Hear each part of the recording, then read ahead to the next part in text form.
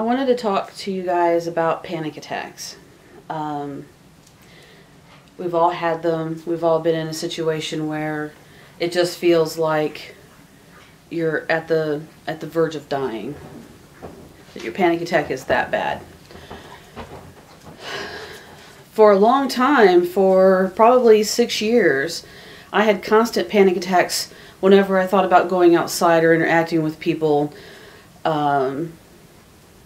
And I never really learned how to get a grasp on them, or how to really deal with them.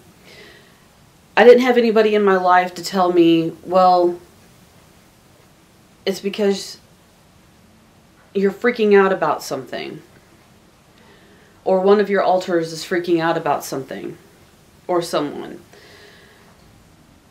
So how do you deal with panic attacks? For me, I had to learn steps.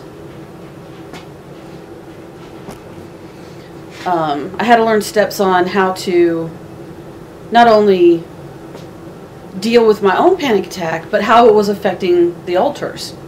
So, with the help of Shela, and we all love Shela, I learned how to identify why I was having the panic attack. The very first thing I had to learn to do was to breathe. And anybody who's had a panic attack, anybody who's experienced that intense freaking out knows that the very first thing that you need to do is breathe. And it's very simple. Close your eyes. Even if you're in the midst of a very powerful panic attack, just close your eyes and breathe very slowly, very deeply in through your nose.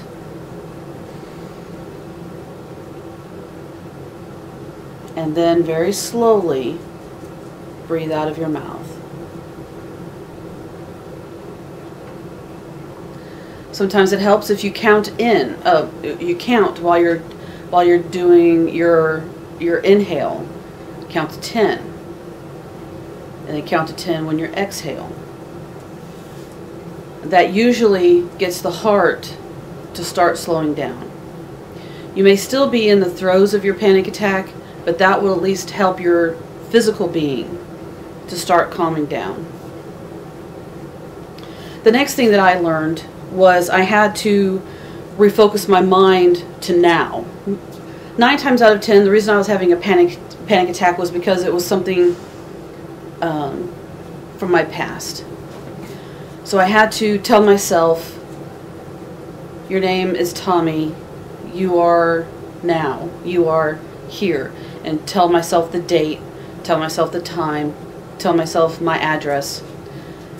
And I just did that over and over like a mantra, like a chant, just over and over and over again. And then I started feeling my body. I had to reconnect with my physical being because I was having a dissociation from reality. That's usually what causes a panic attack. Is you've dislocated from now, and you somehow got stuck in the past, or you got stuck on something that's triggering memories from the past. So I would touch my body, I would touch my hair, I would touch my face, I would take my glasses off, and I would rub my face, and I would rub my neck, and I had to tell myself, this is you now. Just relax. And once I did that, and once I started calming down, I would refocus that energy on a vice. Now, some people say that vices are bad. I disagree. Vices can be very useful in extreme situations. And a panic attack is an extreme situation.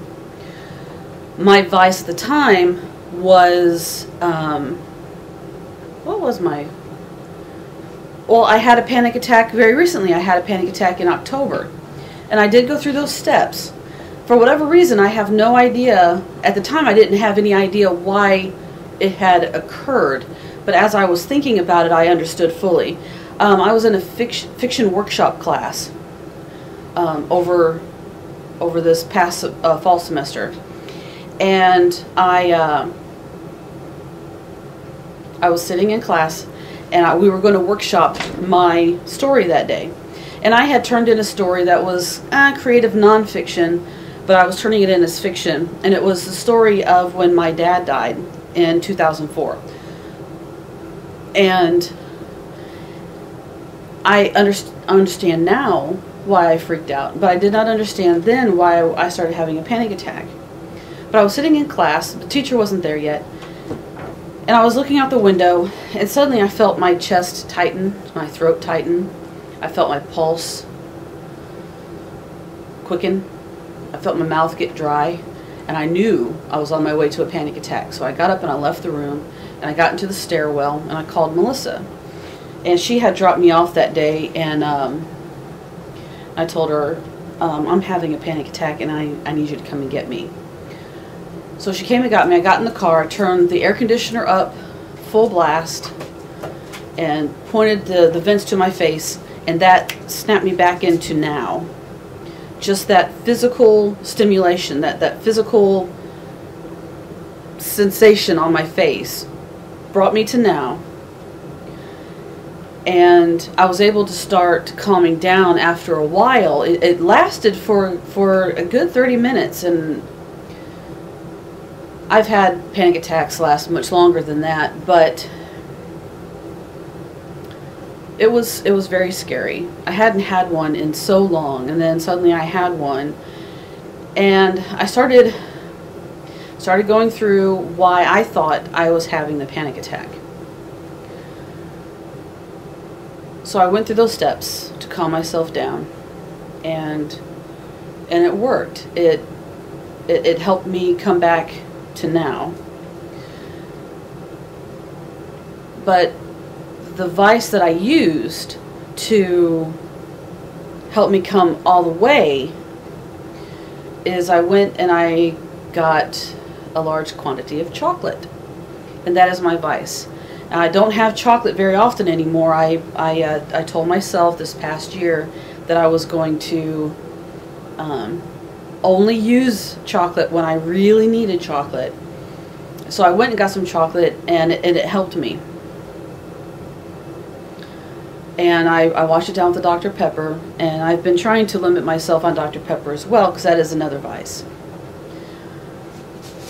So I think vices can be very useful because it can bring you to now. It can take you from wherever you are, and just that,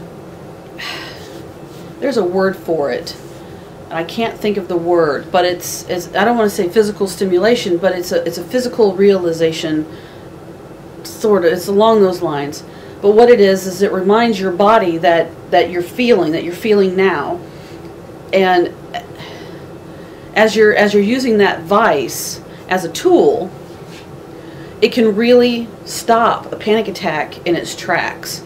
At least it can for me and my system. And now, when I say vice, I mean a healthy vice. I don't mean drugs or alcohol or sex. If you struggle with sexual addictions, that's not what I mean. I mean stuff that's not going to be detrimental to you or your health in the long run. So I wanted to clarify that I'm not talking about narcotics or alcohol by any means. So I hope this helps.